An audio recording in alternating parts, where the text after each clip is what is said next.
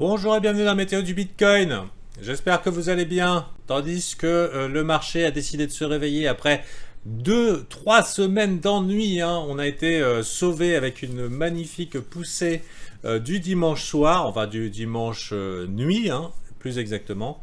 Donc confirmer le débordement pour les bears et confirmer donc un trade haussier sur une continuation haussière de cette grosse tendance très forte. C'est très très encourageant ce qu'on voit ici.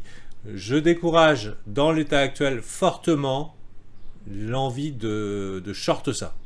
Euh, Ça peut arriver. En général, quand on va contre tendance, on veut prendre profit rapidement. Si jamais si vous avez envie de call le top, libre à vous. Mais pour l'instant, par rapport à ce qu'on voit ici, on pourrait avoir quand même une situation assez similaire à ce qu'on a vécu en octobre 2020. Donc on n'aurait peut-être pas trop envie de short sans stop. Et si jamais il y avait une mèche qui nous donnerait raison quelque temps, essayer potentiellement de prendre profit rapidement. Bon. Pour l'instant, ça monte. Et donc on ne va pas lutter contre. Idéalement, ce que je souhaite voir, en ce qui me concerne, tiens, je vais le laisser ça. Je trouvais que hier, par exemple, par rapport à la volatilité, et c'est ce que je partageais avec les VIP, par rapport à la volatilité ambiante, qui était particulièrement faible, est-ce qu'il l'a copié? On avait une situation qui faisait un peu penser à cette volatilité de l'enfer, très très faible en 2020. Qui correspondait vers les 10 000, je ne sais pas si vous vous rappelez. Donc ceux qui n'étaient pas là, je vous montre un petit peu à quoi ressemblait un petit peu ce range de l'enfer ici, où vraiment c'était l'ennui le plus mortel, et on était dans le cas où on n'est jamais allé plus bas pour aller chercher les 9 000. Et ensuite on s'est mis à push, parce que ça a été défendu de l'infini par quelqu'un à gros budget, et ensuite on s'est mis à push. Donc je trouvais qu'on avait un price action relativement similaire. Bon, plus court, normal, parce qu'on est en fin de cycle. Fin de cycle, les mouvements ont tendance à s'accélérer, et je trouvais qu'on avait quand même un pattern qui ressemblait vaguement à ça. Donc c'est ce qu'on appelle une fractale, grosso merdiquement. Je pense pas qu'on va faire ça. C'est possible qu'on fasse ça, mais pourquoi pas après tout avec une réaction dans les 100 000. Mais c'était juste pour donner une idée. C'est est-ce qu'on serait pas parti pour un gros mouvement haussier qui serait maintenu.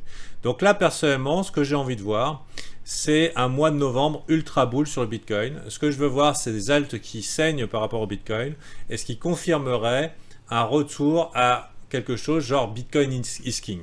Donc j'ai envie de voir quelque chose se confirmer de l'ordre de la tendance forte. Donc des gens qui hésitent à courir après et le truc qui monterait dans des zones de prix astronomiques. Avec toutes les news bullish qu'on a eues ces derniers temps, sans réaction du marché, on pourrait avoir une réaction complètement exagérée à la hausse sur le Bitcoin. Quand les gens vont se demander pourquoi ça monte, généralement le début d'un mouvement haussier, pourquoi ça monte, et que quand ils grattent, ils disent « Ah putain, tout ça le maire de New York accepte le Bitcoin, tous ceux qui acceptent le Bitcoin, les banques qui peuvent devenir custodiales, enfin garder les Bitcoins pour les gens et proposer des services, tel truc, tel truc, tel truc, toutes les lois qui ont été en faveur du Bitcoin et qui n'ont pas eu d'impact sur le prix, pour finalement arriver à un mouvement fort, voire très fort. Donc c'est ce que j'ai envie de voir pour tout le mois de novembre. Et mon play personnel, c'est un Bitcoin qui reprend de la dominance pendant tout le mois de novembre, jusqu'à preuve du contraire. Donc bien sûr, on va s'adapter à la situation. Et si jamais il venait à fatiguer un petit peu trop vite, et bien là, la situation sera très différente. Donc pour l'instant, haussier. Et donc ça veut dire les dips sont là pour être achetés jusqu'à preuve du contraire. On va probablement vous parler beaucoup du gap CME. Personnellement, je compte dessus pour que le prix aille encore plus vite et encore plus fort, parce que je vois bien YouTube en train de dire hey, gap CME. Donc on va voir, est-ce qu'il est fil, est-ce qu'il n'est pas fil. Mon parti pris étant que non, fuck you, on n'ira pas le fil. On est parti et on va coiffer au poteau tous ceux qui espèrent leur entrée. Un peu comme ici. Est-ce que ça sera le cas? L'avenir nous le dira. Si jamais on a un dip, un petit flash crash, ça ferait une entrée idéale, mais personnellement, je compte pas du tout dessus. Je pense sur opération, on laisse les gens sur le carreau, vous n'avez pas pris vos bitcoins quand vous pouviez, allez vous faire foutre. Voilà. Ça, c'est mon analyse du jour. Et puis, je pense que ça suffit. Hein. Je vous ai mis en garde sur l'idée de short. Pour l'instant, il n'y a pas encore les signaux. Si vous shortez, éventuellement, faites attention, prendre profit rapidement. Une petite entrée éventuellement tardive en cas de flash crash, mais je pense qu'on ne l'aura pas cette fois-ci. Et puis, ce pattern qu'on a eu qui est relativement similaire au gros run de 2020. Donc, est-ce qu'on pourra avoir un gros run ici pour le mois de novembre? C'est tout ce que je nous souhaite, avec idéalement, pour moi, une target sur le Bitcoin. Si jamais il y avait un enthousiasme mondial, une mania, pourquoi pas jusqu'à 300 000. Voilà. Mais si jamais ça s'arrête à 80, je ferai avec. Hein. Voilà. Alors, il y a CryptoSam là, qui nous fait savoir que le 6 décembre, il y a ETH-CME. Donc, ça nous fait aussi une carotte. Mois de décembre, on a aussi le Bitcoin ETF de Grayscale qui devrait faire la conversion à un ETF spot qui est aussi bullish. Donc, on verra aussi. Et on verra donc si on aura du jus et s'il y a une petite mania qui se fait autour du Bitcoin.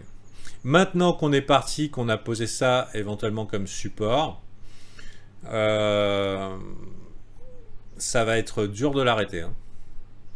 A priori, dur de l'arrêter. C'est pas ça que je vais vous montrer. Au niveau Ishimoku, on a eu en daily un début de croisement Ishimoku ici, donc pas sur celui-là mais sur Bitstamp. Début de croisement est rejeté. Donc ça en général c'est un signe qui est plutôt bearish, le croisement entre les deux.